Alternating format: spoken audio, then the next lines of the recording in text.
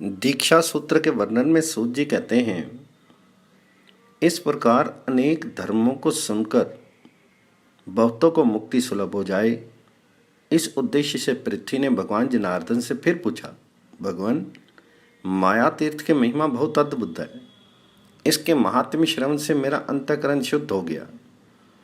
अब प्राणियों के कल्याण तथा विश्व की रक्षा के लिए आप कृपा करके मुझे अपनी दीक्षा विधि का उपदेश कीजिए। तो भगवान वरा बोले, देवी, तुमने जो भगवती दीक्षा के विषय में पूछा है, अब उसे बताता हूँ, सुनो। वह दीक्षा कर्म में संसार से मुक्त और सर्व सुख प्रदान करने वाली है। इस दीक्षा का रहस्य योग व्रत में स्थित रहने वाले देवता तक भी नहीं जानते। इस मंगल में धर्म का रहस्य केवल मैं ही जानता हूँ। उत्तम दीक्षा वह है जिसके प्रभाव से मुझ में मन लगाकर मनुष्य सुखपूर्वक गर्भवास रूप संसार समुद्र से पार पा जाता है।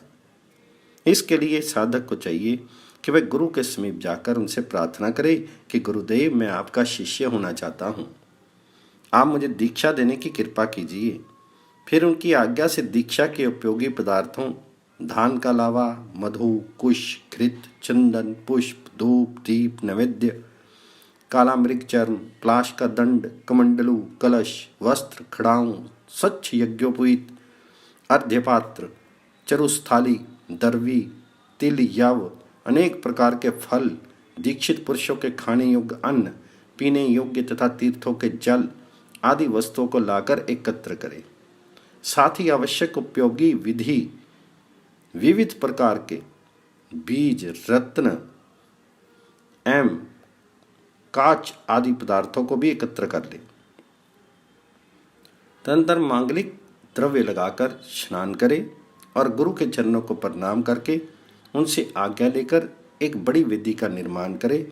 यदि दीक्षा लेने वाला व्यक्ति ब्राह्मण हो तो उसे चाहिए कि वह 16 हाथ लंबी चौड़ी चकोर वेदी बनाकर उसके ऊपर कलश की स्थापना करे। धान्य के ऊपर नवीन एवं सुदृढ़ कलश की विधि पूर्वक स्थापना करके वेद मंत्रों का उच्चारण करके उसमें जल भर दे और फिर पुष्पों तथा पल्लवों से उसे अलंकृत कर दे।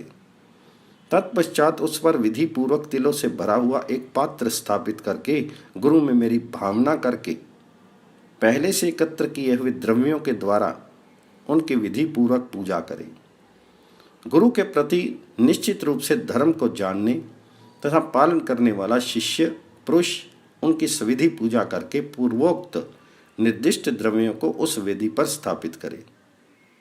फिर चारों भागों में जल से भरे हुए 4 कलशों को आम के पल्लवों से पूर्ण करके ब्राह्मणों को दानार्थ संकल्प कर दे। इसके बाद वेदी को श्वेत सूतों द्वारा सब ओर से घेर दे और चारों पार्श्व भागों में 4 पूर्ण पात्र रखे। उस समय दीक्षा देने वाले गुरु का कर्तव्य है कि उक्त कार्य संपन्न करके शिष्य को ऐसा मंत्र दे जो रुचि एवं वर्ण आदि के न्याय के अनुसार हो अथवा जिससे उसकी हार्दिक तुष्टि हो, जिसके मन में गुरु के प्रति पवित्र भक्ति भावना हो तथा जिस दीक्षा को विशेष अभिलाषा हो, वह भगवान विष्णु के मंदिर में जाकर नियम का पालन करते हुए सभी कार्यों को संपन्न करे। फिर आचार्य पूर्व की ओर मुख करके बैठ के दीक्षा की इच्छा रखने वाले सभी शिष्यों को इस प्रकार से उपदेश सुनावे कि जो व्यक्ति मेरा भक्त होकर भी किन्हीं अन्य भगवत भक्त सत्पुरुषों को देखकर उनके लिए आदर पूर्वक उठकर स्वागत सत्कार आदि कर्म नहीं करता, वे मानो मेरी ही हिंसा करता है। जो कन्या का दान करके अपने कर्म से उसका उपकार नहीं करता, उसने मानो अपने पूर्व के 8 पितरों की हत्या कर दी। जो निष्ठुर व्यक्ति अपनी साध्वी स्त्री का भी जो एक प्रिय मित्र का कार्य करती है वध करता है, वह हिंसक व्यक्ति पुनः स्त्री योनि में जन्म पाता है और पूर्वोक्त कर्म के प्रभाव से उसे पुनः दाम्पत्य सुख की प्राप्ति नहीं होती। ब्राह्मण का वध करने वाला, कृतघ्न, गौघाती ये पापी समझे जाते हैं तथा जो अन्य पापी कहे गए हैं वे यदि शिष्य बनकर दीक्षा लेना चाहे तो उन्हें शिष्य ना बनाकर उनका परित्याग ही कर देना चाहिए। दीक्षित पुरुष को चाहिए कि वह यदि परम सिद्धि या मोक्ष पाने की इच्छा रखते हों, या सनातन धर्म का संग्रह करना चाहता हो तो बेल, गूलर तथा उपयोगी वृक्षों को कभी नहीं काटे। क्या क्या खाना चाहिए, क्या नहीं खाना चाहिए, इसे आचार्य को भी अपने शिष्य को बता देना चाहिए। गूलर का ताजा फल भक्ष्य है, पर उसका बासी फल सरता अभक्ष्य है। लहसुन, प्याज आदि वस्तुएं जिनसे दुर्गंध निकलती है वे सभी अभक्ष्य मानी जाती हैं। दीक्षित व्यक्ति के लिए उचित है कि वह सभी प्रकार के मांस मछलियों का निश्चय पूर्वक सरता त्याग कर दे। उसे दूसरों की निंदा और प्राणी की हिंसा भी कभी नहीं करनी चाहिए। वह किसी की चुगली नहीं करे और चोरी तो सरता त्याग दे। दूर से आए हुए अतिथि को आदर सत्कार पूर्वक भोजन आदि कराना चाहिए। वह गुरु, राजा तथा ब्राह्मण की स्त्री के प्रति मन में कभी बुरी भावना ना करे। स्वर्ण, रत्न और युवती स्त्री इनकी ओर चित्त न लगावे। दूसरे के उत्तम भाग्य और अपनी विपत्ति को देखकर दुख न करे। ये सनातन धर्म है। वसुंधरे, दीक्षा के पहले मंत्र लेने वाले शिष्य के प्रति गुरु इन सब बातों का उपदेश दे। साथ ही छुरा तथा जल से भरा हुआ एक पात्र भी रखना चाहिए। फिर मंत्रोच्चारण पूर्वक मेरा आवाहन एवं विधि के साथ मेरा पूजन करना चाहिए। इस प्रकार अर्घ्य एवं पाद्य देने के उपरांत गुरु हाथ में अस्तूरा लेकर शुद्ध भाव से यह मंत्र पढ़े। मंत्र का भाव ये है: शिष्य, विष्णु में जल की सहायता से तुम्हारा शोर कर्म किया जा रहा है। इस अवसर पर वरुण देवता तुम्हारे सिर की रक्षा करें। ये दीक्षा संसार से उद्धार करने वाली है। फिर नाई शोर कर्म करे और यजमान उस कलश को उस नाई को ही दे दे। नाई ऐसी सावधानी से सिर का शोर कर्म करे कि कहीं त्वचा के कटने से एक बिंदु भी रक्त नहीं निकले। इस प्रकार सविधि कृत्य संपन्न कर लेना चाहिए। इसके उपरांत यजमान भगवान में श्रद्धा रखने वाले पुरुषों को प्रणाम करके अग्नि प्रज्वलित करे और फिर वह धान का लावा, काला तिल, घृत और मधु इन वस्तुओं को मिलाकर उसमें 7 आहुतियाँ प्रदान करे। फिर तिल और खीर से 20 आहुतियाँ देनी चाहिए। हवन के पश्चात घुटनों के बल जमीन पर झुककर इस मंत्र का उच्चारण करना चाहिए। मंत्र का भाव इस प्रकार है कि दोनों अश्विनी कुमार, 10 दिशाएं, सूर्य और चंद्रमा ये सभी इस कार्य में साक्षी हैं। सत्य के बल पर ही पृथ्वी तथा आकाश अवलंबित है। सत्य के बल से ही सूर्य गतिशील होते हैं तथा पवन देव प्रवाहित होते हैं। तंत्र मंत्र पूर्वक विधि के साथ आचार्य की पूजा करके उन्हें प्रसन्न करना चाहिए। गुरु को भगवान में भक्ति रखने वाला एवं दिव्य पुरुष होना चाहिए। फिर 3 बार गुरु की प्रदक्षिणा करके उनके चरणों को श्रद्धापूर्वक पकड़ लें और कहें: गुरुदेव, मैं आपकी कृपा तथा इच्छा के अनुसार दीक्षा ग्रहण क्रम में उद्यत हुआ हूँ। मुझसे कुछ अनुचित हुआ हो तो आप उसे क्षमा करने की कृपा करें। फिर स्वयं वह पूर्व दिशा की ओर मुख करके बैठ जाए। इस समय गुरु की दृष्टि केवल शिष्य पर ही रहनी चाहिए। गुरु का कर्तव्य है कि हाथ में कमंडलू एवं यज्ञोपवीत लेकर कहे: शिष्य, भगवान विष्णु की कृपा से तुम्हें ये सुअवसर प्राप्त हुआ है। साथ ही सिद्ध दीक्षा और कमंडलू ये वस्तुएं प्राप्त हुई हैं। कर्म के प्रभाव से दीक्षा संबंधी इस शुभ अवसर पर तुम अपने हाथों में कमंडलू ले लो। इसके बाद गुरु उसे मंत्र की दीक्षा दे। दीक्षा प्राप्त पुरुष गुरु के चरणों पर मस्तक रखकर प्रणाम करे और उनकी प्रदक्षिणा करके इस प्रकार कहे: गुरुदेव, मैंने अब आपकी शरण प्राप्त की है। आपके द्वारा मुझे वैष्णवी दीक्षा सुलभ हो गई। ये आपकी कृपा का फल है। फिर गुरु उसे उठाकर शुद्ध जल से भरा कमंडल तथा दिव्य तंतुओं द्वारा निर्मित एक वस्त्र शिष्य को दे। उस समय गुरु को कहना चाहिए: वत्स, तुम ये वस्त्र तथा पवित्र जल भरा पवित्र कमंडल ग्रहण करो। पुनः शिष्य गुरु को चंदन लगाकर हाथ में मधुपर्क लेकर कहे: भगवान, आप पार्थिव शरीर को शुद्ध करने वाले इस मधुपर्क को ग्रहण कीजिए। तत्पश्चात शिष्य को गुरु के चरणों को पकड़कर उन्हें यत्न पूर्वक संतुष्ट करना चाहिए। फिर मन पर संयम रखते हुए अंजलि को मस्तक से लगाकर गुरु पर दत्त मंत्र को हृदय में धारण करें और कहें, भगवान, मैं भक्ति रखने वाले सभी पुरुष मेरी बात सुनने की कृपा करें। गुरुदेव ने मेरी सभी कामनाओं को पूर्ण कर दिया। मैं इनका सेवक और शिष्य हो गया और ये देवता के समान मेरे गुरु हो गए। वसुंधरे, आगम अर्थात वैष्णव शास्त्रों में ब्राह्मण की दीक्षा की यही विधि कही गई है। अब जो अन्य 3 वर्णों के लिए दीक्षा की विधि है वह भी बताते हैं। भगवान वरा कहते हैं, वसुंधरे, मैंने ब्राह्मण दीक्षा के समय जिन वस्तुओं के संग्रह की बात कही है, क्षत्रिय को भी उन सब को एकत्र करना चाहिए। उसे केवल एक कृष्ण सार मृग का चरम नहीं लाना चाहिए। इसी प्रकार उसे पलाश के स्थान पर पीपल वृक्ष का दंड ग्रहण करना चाहिए और काले मृग के चरम की जगह काले बकरे का चरम लेना चाहिए।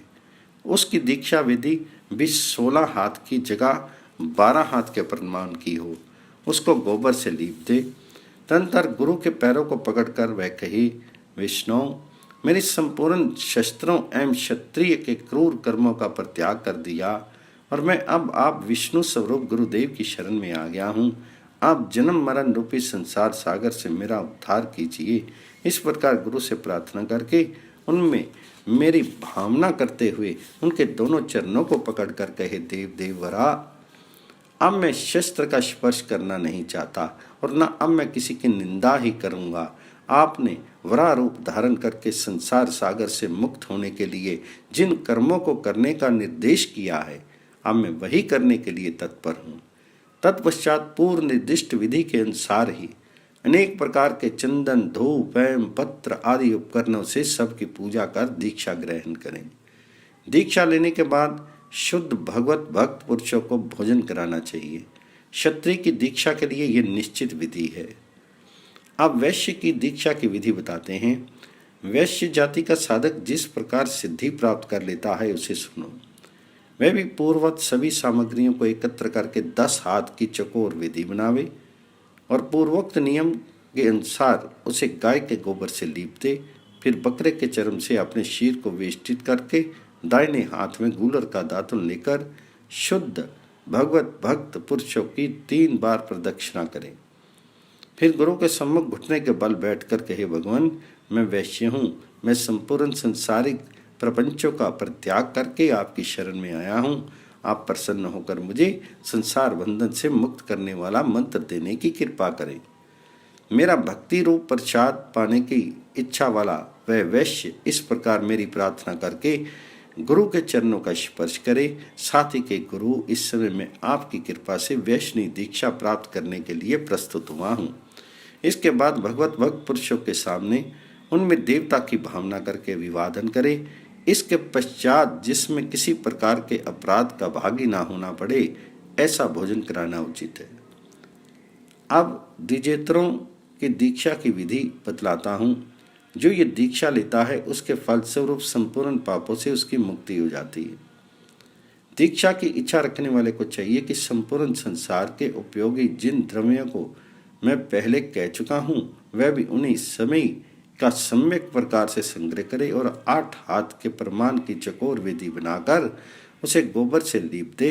उसके लिए नीले बकरे का चर्म एवं बांस का दंड तथा नीला वस्त्र ही उपयुक्त हो। इस प्रकार इन वस्तुओं का संग्रह करके पूर्वोक्त विधि से दीक्षा का कार्य संपन्न करके वे मेरी शरण में आकर कहे, भगवान, मैंने अब अपने अपवित्र कर्म तथा अभक्ष भक्षण का परित्याग कर दिया है।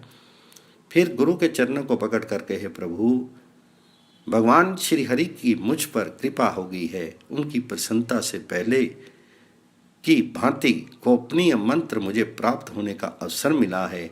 आप मुझ पर प्रसन्न हो जाइए। पश्चात 4 बार गुरु की प्रदक्षिणा करके उन्हें प्रणाम करें। फिर चंदन एवं पुष्प से गुरु की पूजा करके भक्तों को नियम के अनुसार भोजन कराएं। वसुंधरे, दीक्षित हो जाने पर सभी वर्णों को जिस प्रकार के छत्र दिए जाए यहाँ उसका स्पष्टीकरण किया जाता है।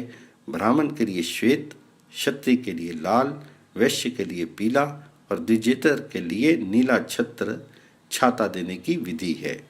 पृथ्वी बोली, केशव, सभी वर्णों की न्याय के अनुसार प्राप्त होने वाली दीक्षा मैं सुन चुकी। अब मैं ये जानना चाहती हूँ कि आपके कर्म में सदा संलग्न रहने वाले दीक्षित पुरुष के कर्तव्य क्या है। तो भगवान वरा बोले, कल्याणी, तुम जो ये विवाद पूछती हो उसका गूढ़तम सार तथा रहस्य युक्त उत्तर तो ये है कि वस्तुतः दीक्षित व्यक्ति को निरंतर एकमात्र मेरा ही चिंतन करना चाहिए। महाभागे, गणांतिका दीक्षा का रहस्य अत्यंत गोपनीय वस्तु है और इसे मेरे ही स्वरूप समझना चाहिए। विशालाक्षी, मेरी भक्ति में लगे रहने वाले दीक्षित पवित्र आत्मा व्यक्ति को विधि पूर्वक मंत्र के द्वारा इसे ग्रहण करना चाहिए। जो भगवत भक्त होकर इस दृष्टि जनित या स्पर्श जनित गणांतिका दीक्षा को ग्रहण करता है उसके लिए और कोई कर्तव्य कार्य शेष नहीं रह जाता। उसके लिए दीक्षा ही सर्वफलदायिका होती है। किंतु जो व्यक्ति केवल कान से ही सुनकर मंत्रों की दीक्षा ग्रहण करता है उसे आश्रित दीक्षा कहते हैं। अतः पवित्र मन वाले पुरुष को चाहिए कि मुझसे संबंधित गौह दीक्षा प्राप्त करे। जो बुद्धिमान पुरुष इस दीक्षा के सहारे मेरा ध्यान स्मरण करता है उसने मानो हजारों जन्मों तक मेरा ध्यान चिंतन कर लिया, ऐसा समझना चाहिए। वसुंधरे, इस गणांतिका दीक्षा के लिए कार्तिक, मार्गशीर्ष और वैशाख मास के शुक्ल पक्ष की द्वादशी तिथियां प्रशस्त हैं। दीक्षा के बाद निश्चित हो जाने पर उसे 3 दिनों तक शुद्ध आहार पर रहना चाहिए। फिर मेरे धर्म पर अटल विश्वास रखकर उचित समय में दीक्षा लेनी चाहिए।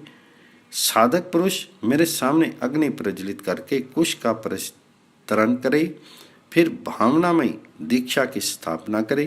तत्पश्चात शिष्य देव भावना से परम पवित्र होकर दीक्षा के कार्य में संलग्न हो जाए। उस समय ओम नमो नारायणाय कहकर ये मंत्र पढ़े। मंत्र का भाव ये, शिष्य ये दीक्षा भगवान नारायण के दाहिने अंग से प्रकट हुई है। इसकी कृपा से ही पिता में ब्रह्मा ने इसे धारण किया है। वही दीक्षा तुम भी ग्रहण करो। इसके बाद स्नान करके रेशमी वस्त्र धारण करके वे मेरे अंगों का स्पर्श करे। फिर उसी समय कंघी और अंजन समर्पण करके मुझ भगवान नारायण को मंत्र से स्नान करावे। मंत्र का भाव इस प्रकार है, देवेश्वर, स्नान करने के लिए जल स्वर्ण के कलश में रखकर आपकी सेवा में समर्पित है। मैं हाथ जोड़कर प्रार्थना कर रहा हूँ, आप इससे स्नान करने की कृपा करें।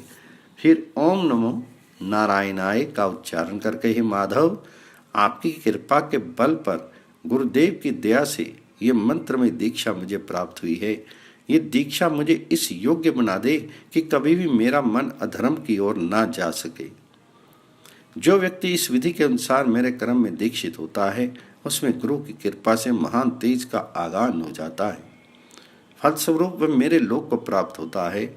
ये दीक्षा चुगलखोर, धूर्त एवं कुत्सित शिष्य को नहीं देनी चाहिए। इसे विधि पूर्वक ग्रहण कराकर योग्य एवं सज्जन शिष्य के हाथ में एक माला देनी चाहिए।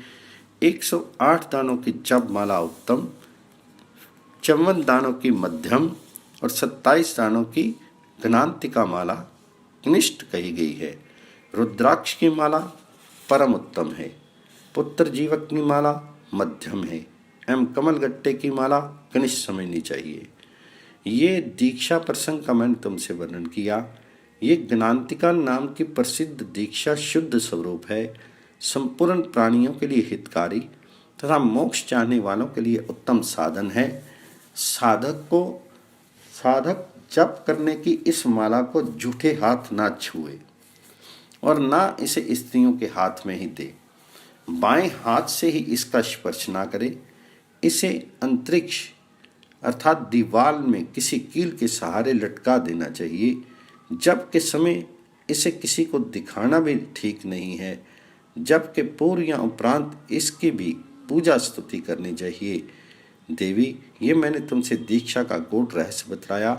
जो पुरुष मेरी उपासना में प्रायण होकर इस विधि के अनुसार मेरे भगवत संबंधी इन कर्मों का संपन्न करता है वे अपने 7 कुलों को तार देता है।